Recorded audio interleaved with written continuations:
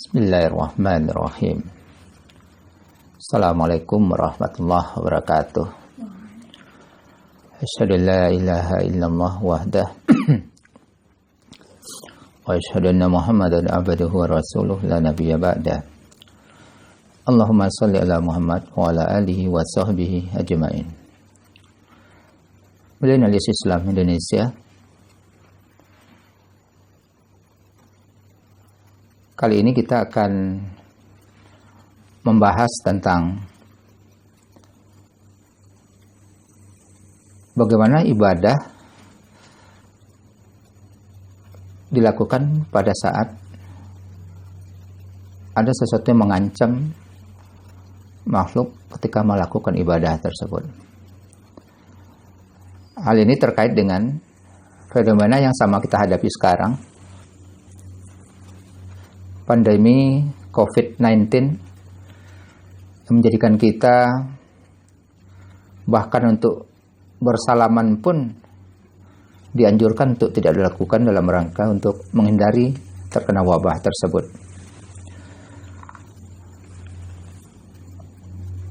Baik, sebelum kita lanjut pada bahasan kita, pertama mari kita berdoa semoga Allah berkenan menerima ibadah Ramadan kita tahun ini, yang wajib maupun yang sunat. Kemudian doa kedua, mari sama kita aturkan kepada Allah, semoga wabah pandemi ini segera berlalu. Semoga Allah berkenan untuk memindahkan wabah ini, COVID-19 ini, ke tempat di mana Allah kehendaki. Di sana tidak ada lagi makhluk manusia yang hidup, sehingga kita di Indonesia maupun di dunia lainnya mulai bisa lagi hidup normal sebagaimana biasa. Walaupun untuk sebagian orang yang ingin melihat dari sisi positif, setiap persoalan mesti ada kebaikannya, selalu ada hikmahnya. Namun yang jelas, apa yang kita dapati sekarang lebih banyak mudaratnya dibanding manfaatnya. Termasuk apa yang akan nanti kita bahas ketika ada masyarakat yang belum bisa menerima pembatasan melakukan ibadah. Ketika sholat Jumat yang biasanya kita adakan di masjid-masjid, sekarang dihimbau, bahkan beberapa kasus itu dilarang dalam rangka untuk menghindari penyebaran penyakit yang tidak terkendali. Sehingga hal ini, pelarangan sholat Jumat berjamaah ini, bahkan sholat ibadah, sholat 5 waktu yang biasa kita lakukan di masjid secara berjamaah, tidak dilakukan lagi. Itu menimbulkan kegoncang di masyarakat, sehingga ada kesan seolah-olah pemerintah ini bertindak zalim, menghalangi masjid untuk digunakan sebagai tempat beribadah, untuk menyebut nama Allah di dalamnya. Sehingga sering kita dengar dibacakan ayat Al-Quran, siapa lagi yang lebih zalim daripada orang yang melarang masjid untuk dijadikan tempat beribadah, berzikir.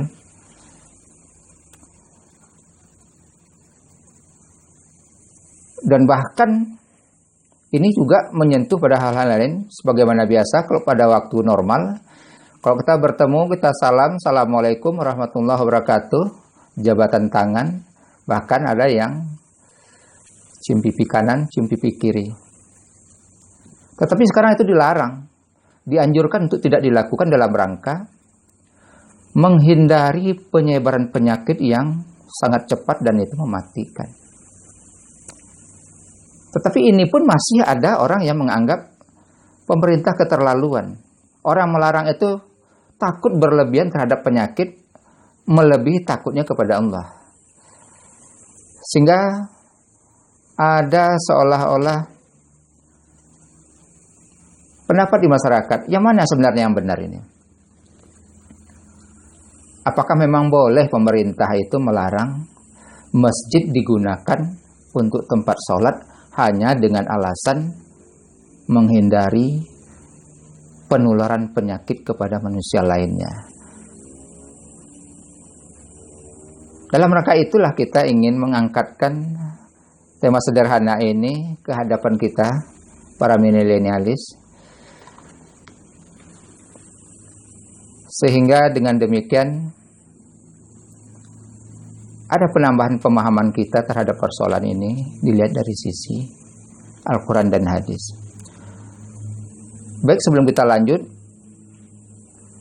kita ingin juga jelaskan dalam kesempatan ini, sebagaimana juga telah kita sampaikan pada episode sebelumnya, bahwa kita setiap melihat persoalan selalu hanya akan, dan pertama sekali akan mengungkapkan, mengangkatkan, membacakan ayat-ayat Al-Quran, kemudian hadis-hadis sahih Bukhari dan Muslim dalam setiap melihat persoalan.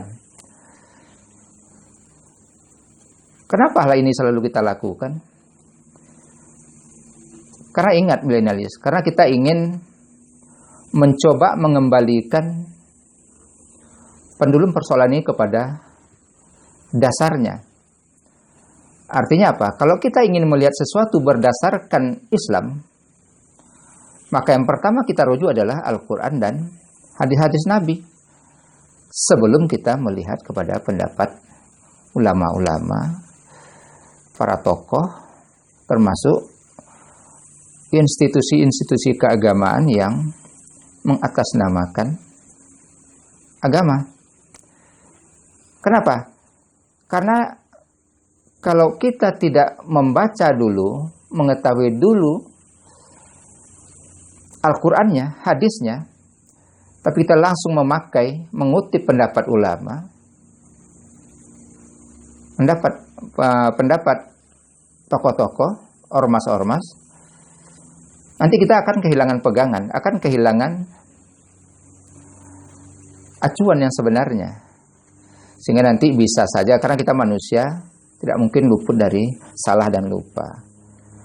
Sehingga nanti kalau ada pendapat yang kurang pas, kita tidak bisa melakukan filterisasinya, tidak bisa malah menyaring pendapat itu, apakah pendapat itu benar atau tidak. Tapi ketika itu kita telah hadirkan Al-Qur'annya, ayatnya, hadisnya, baru nanti kita dengar pendapat-pendapat yang lain. Kita sudah punya acuan, kita sudah punya kerangka, kita sudah punya patokan untuk melihat ini apakah pas. Baik, milenialis Islam Indonesia,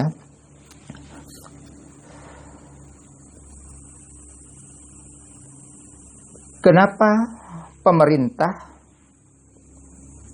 menerapkan pelarangan beribadah di masjid? Ada dua alasan yang bisa kita jadikan pegangan. Kenapa? Pertama, berdasarkan ayat Al-Quran di dalam surat An-Nisa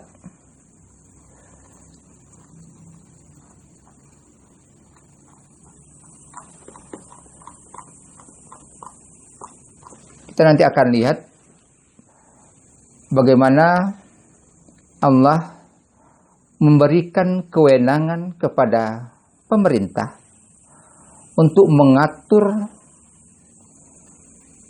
keselamatan, keamanan masyarakat yang berada di dalam wilayah kekuasaannya.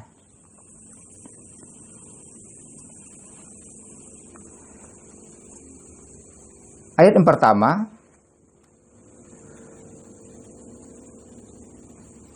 A'udzubillahi minasyaitonirrajim. Bismillahirrahmanirrahim.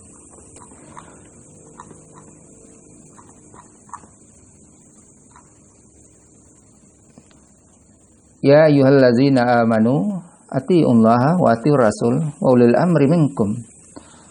Fa in tanaza'tum fi shay'in farudduhu ila Allah wa rasul. In kuntum tu'minuna billah wal yaumil akhir.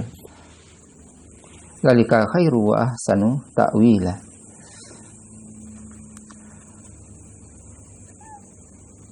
An-Nisa ayat 59 tersebut menyatakan,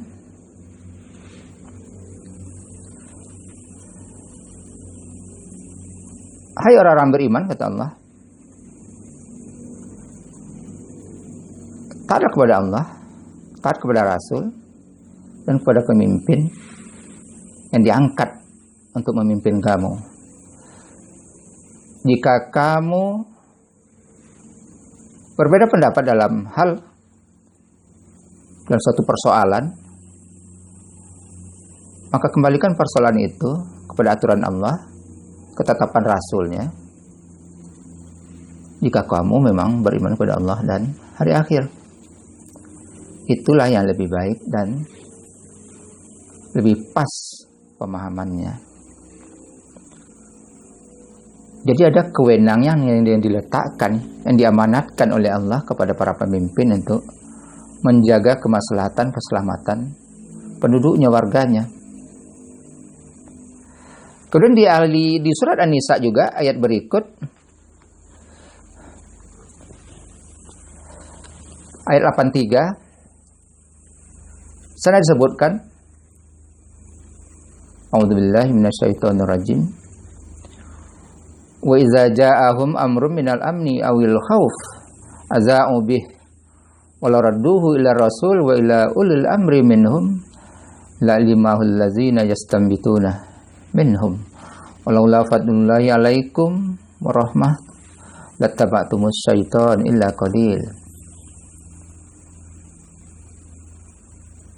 Jika ada datang satu persoalan kepada mereka tentang masalah keamanan, masalah ancaman, ketakutan, ada sebagian di antara masyarakat itu yang menyebarkannya tanpa konfirmasi dulu, tanpa cross check dulu berita tersebut benar tidaknya.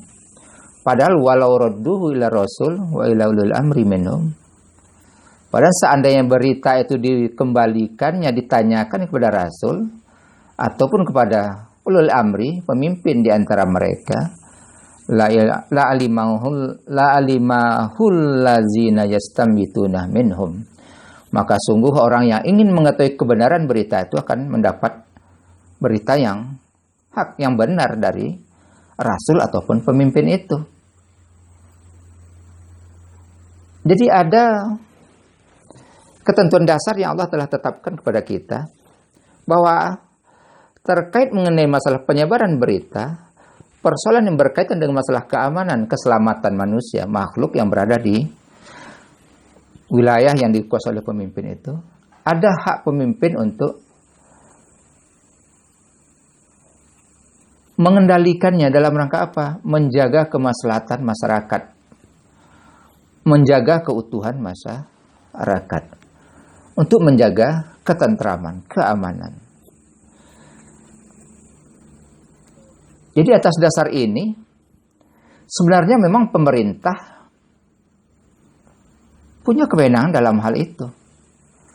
Ketika dia bertindak memperhatikan dengan pertimbangan matang bahwa kebijakannya itu dalam rangka untuk menjaga keselamatan, keamanan penduduknya, masyarakatnya, warganya, maka di sana ada kewenangan pemerintah di sana. Ini yang mungkin belum pernah di-share atau bahkan jarang di-share ke masyarakat kita. Sehingga ada kesan pemerintah tidak boleh melakukan pelarangan sholat berjamaah di masjid, sholat Jumat, hanya karena ingin menghindari tersebarnya wabah di tengah masyarakat. Yang berikutnya, dalil berikutnya yang membenarkan perilaku pemerintah ini, kebijakan pemerintah untuk mengendalikan masyarakatnya agar tidak melakukan untuk sementara salat berjamaah di masjid, baik salat 5 waktu maupun salat Jumat,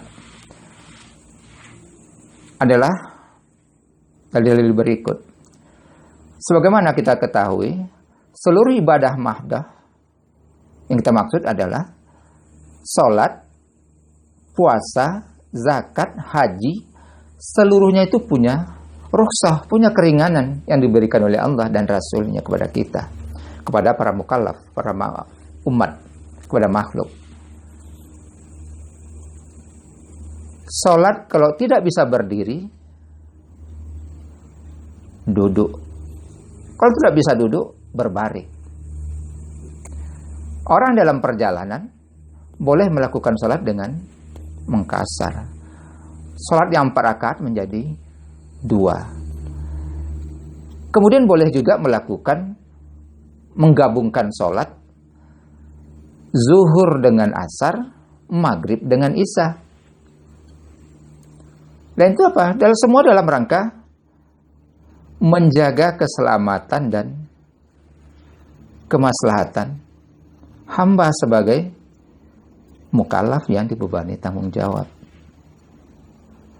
Termasuk bahkan di dalam perang pun ada aturan sholatnya. Semua itu juga dalam rangka menjaga keselamatan manusia.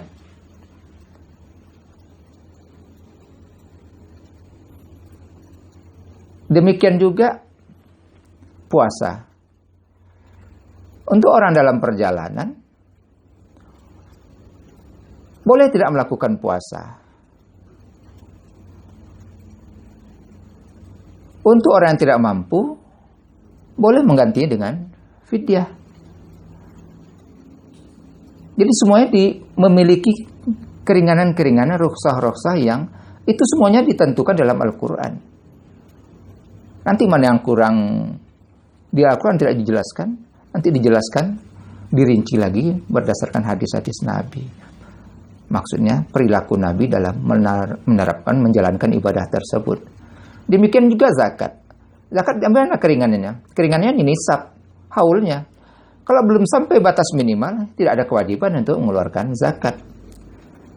Kalau seandainya kita ingin mengeluarkan juga sebagian rezeki yang kita peroleh dari Allah, itulah keutamaan kita, kemuliaan kita.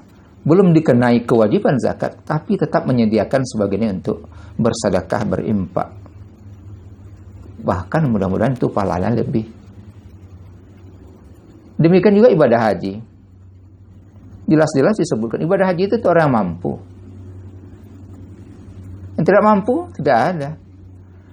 Bahkan nanti kita lihat dalam hadis sahih, ketika Nabi melaksanakan ibadah terakhir beliau, banyak nanti para sahabat yang menunaikan ibadah haji itu, kalau menurut yang kita pahami sekarang itu tidak ikuti aturan mainnya. Artinya yang seharusnya kalau sekarang kita pahami itu lebih duluan baru nanti kerjakan yang lain, tapi ketika pada masa Nabi itu tidak. Dan para sahabat bertanya, Nabi, saya telah melakukan ini, kan seharusnya sebelum itu ini telah kita lakukan. Ya seperti memotong, berkorban, bersyukur. Itu kebalik-balik itu dilakukan. Sahabat bertanya, wah saya lupa ini Nabi. Ya udah, tidak apa-apa, kerjakan aja. Semuanya dalam rangka memberikan kemudahan pada makhluk untuk beribadah. Makanya jangan heran kalau di dalam Al-Quran kita temukan seperti dalam ayat tentang puasa, jika kamu melihat bulan maka berpuasalah. Jika sakit maka ganti di hari yang lain. Lanjutannya apa ya? Yuridullahu bikumul yusra wala yuridu bikumul usra. Jadi Allah tuh menginginkan Anda dapat kemudahan dalam melaksanakan ibadah, bukan mendapatkan kesulitan. Jadi seluruhnya begitu. Atas dasar ini kita bisa memahami bagaimana Allah sebenarnya ingin mengajarkan kita bahwa betapapun wajibnya perintah yang Allah tetapkan, Allah tetap mengajarkan kita untuk perhatikan keselamatan Anda. Jaga kemaslahatan Anda. Jaga sehat Anda. Selalu itu. Coba lihat. Sholat ada ruksahnya. Zakat ada keringanannya. Haji ada kemudahannya. Puasa seluruhnya dalam rangka untuk itu semua. Sehingga makanya jangan heran kalau kita juga temukan dalam hadis sahih ketika Abdullah bin Amr bin As dikenal sebagai seorang sahabat ahli strategi yang dalam sejarahnya nanti penakluk Mesir Sehingga nanti kalau kita berjalan ke Mesir, katanya itu ada Masjid Amr bin As di Mesir itu sebagai peninggalan beliau untuk memuliakan perjuangannya yang berhasil menaklukkan Mesir. Dan anak beliau satu di antaranya yang bernama Abdullah, itu dikenal sebagai salah seorang perawi hadis. Sejak masa Rasul dikenal satu di antara sahabat yang sangat kuat beribadah, sehingga dia sering melakukan puasa berkelanjutan, tidak ada hentinya, tidak ada jedanya, puasa. Demikian juga salat tahajud, salat malamnya, tidak putus-putus. Sehingga ketika berita itu sampai kepada Rasul memanggil Abdullah, saya dapat kabar Anda puasa terus-menerus, Anda salat malam terus, tidak beristirahat. Kata Rasul, mulai sekarang hentikan itu. Kenapa Rasul? Saya mampu untuk itu. Kata Rasul, mata Anda punya hak untuk istirahat. Badan Anda punya hak untuk istirahat, menjaga kesehatannya. Keluarga Anda juga punya hak atas Anda. Jadi berpuasalah, berbukalah, sholatlah, tidurlah. Jadi jangan dipaksa beribadah itu. Lanjut kata Rasul, karena Allah tidak pernah jemu untuk menerima ibadah seorang hamba sampai nanti si hamba itu jemu atau tidak mampu lagi. Kenapa? Mungkin ketika kita masih muda bisa kita full kayak begitu, puasa tidak berhenti, sholat malam terus. Tapi nanti mampu tidak kita ketika telah berumur 40-an, 50-an, yang itu banyak penyakit sudah mulai berdatangan, beban hidup begitu berat. Nah, ketika itu kita tidak akan mampu lagi melakukan itu. Tidak akan mampu lagi. Kenapa? Ketemu dengan satu di antara hadis Nabi. Satu di antara ibadah yang sangat disenangi Allah adalah biarpun kecil, tetapi itu konsisten terus-menerus. Bukan yang sekarang sholat 10 rakaat, sholat rawatibnya misalnya, atau sholat duhanya, nanti ketika udah umur lanjut, sibuk dengan pekerjaan, sibuk dengan urusan dunia, itu malah ditinggalkan sholat duhanya. Nah, itu malah nggak bagus. Jadi bagus sedikit tapi rutin, konsisten. Itu yang diajarkan oleh Rasul.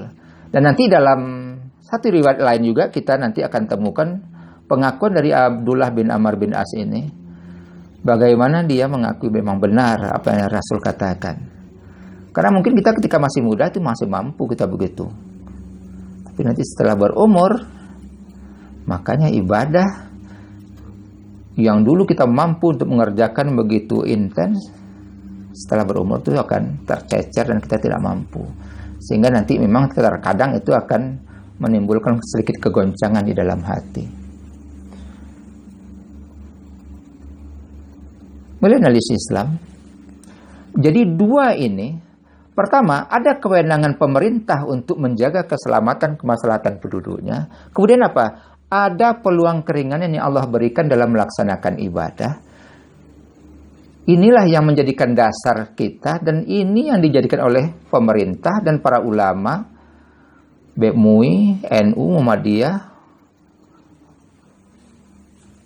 dan yang lain-lainnya, untuk membenarkan dan mendukung kebijakan pemerintah, mengimbau masyarakat untuk sementara waktu sampai selesainya pandemi ini, jangan sholat di masjid. Bukan dilarang sholat. Ingat, yang dilarang itu bukan sholat, tapi memindahkan sholat kita yang biasanya di masjid berjamaah, sekarang sholat berjamaah di rumah dengan keluarga. Untuk apa? Mentaati perintah Allah. Apa itu? Jaga keselamatan Anda walaupun Anda beribadah. Jadi bukan beribadah terus mengabaikan keselamatan kita. Ingin beribadah melalaikan kemaslahatan kita, jangan. Allah sendiri telah ajarkan. Ibadahlah jaga keselamatan. Ibadahlah jaga kesehatan. Kenapa begitu? Coba kita lihat yang paling jelas. Kalaulah seandainya Allah menyuruh kita beribadah itu adalah dalam rangka untuk biar kita menderita bahkan sampai meninggal, maka di dalam Al-Quran tidak akan kita temukan ayat yang memberi keringanan ketika kita melakukan sholat. Kita tidak akan temukan ayat yang memberi keringanan ketika kita berpuasa atau akan berpuasa. Kita tidak akan temukan ayat yang menyatakan menunaikan ibadah haji itu bagi orang yang mampu. Semuanya wajib. Tetapi kan ternyata tidak. Tidak ternyata. Kenapa? Karena memang bukan itu yang diinginkan Allah. Kalau memang itu yang diinginkan Allah, maka hadis Rasul pun akan kita batalkan. Sebagaimana kita cerita tentang hadis yang diriwayatkan oleh Imam Bukhari Muslim tadi dari Abdullah bin Amr bin As tadi.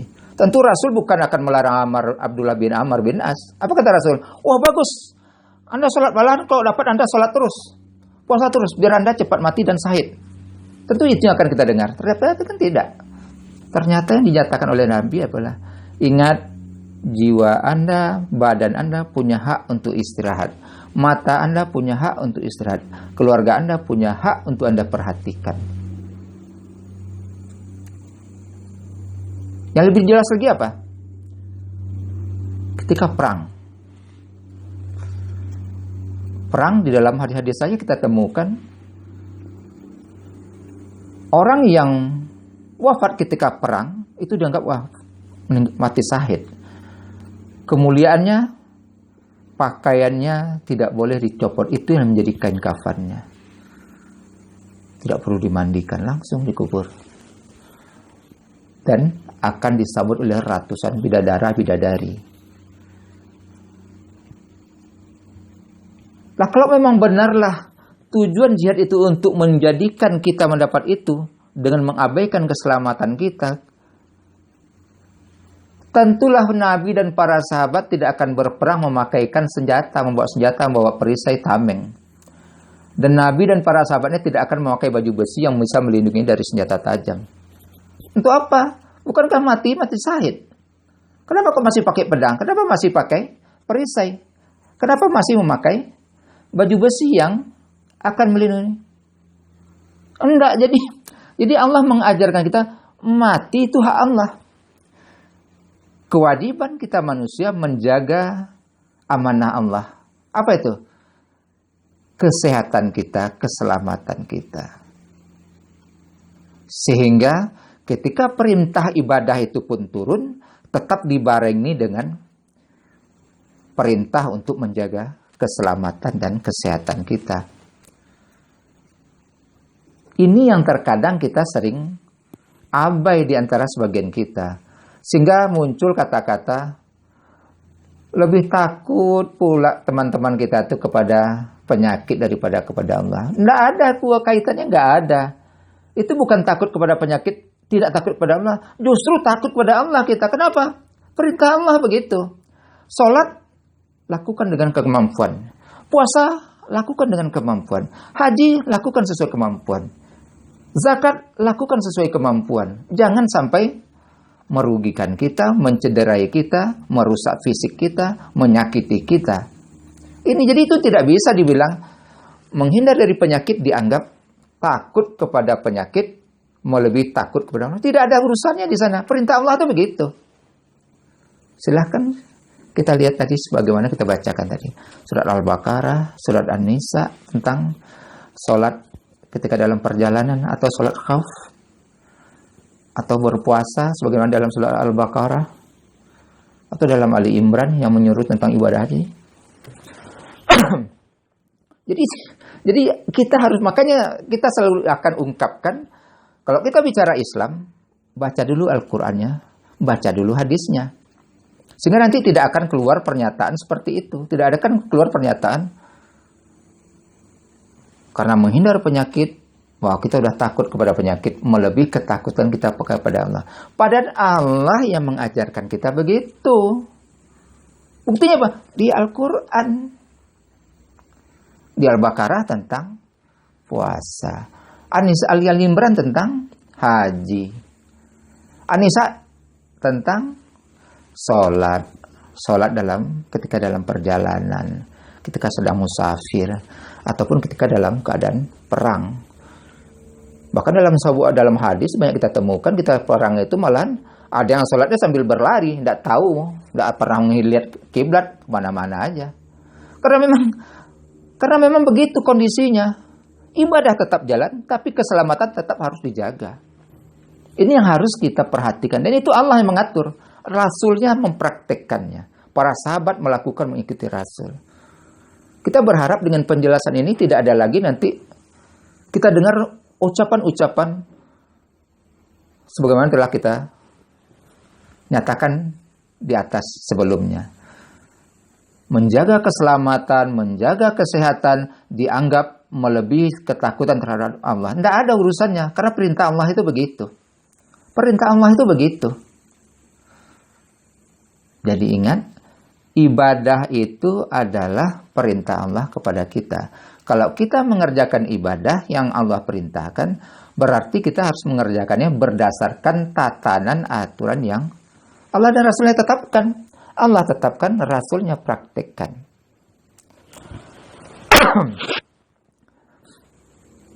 Sehingga nanti tidak ada lagi kita mendengar pernyataan-pernyataan yang keluar dari jalurnya. Karena ingat, ibadah itu prinsipnya kan dilarang, kecuali ada perintah. Termasuk perintah dalam bagaimana ibadah itu dilakukan.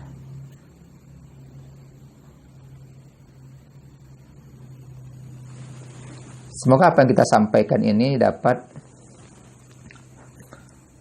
memberi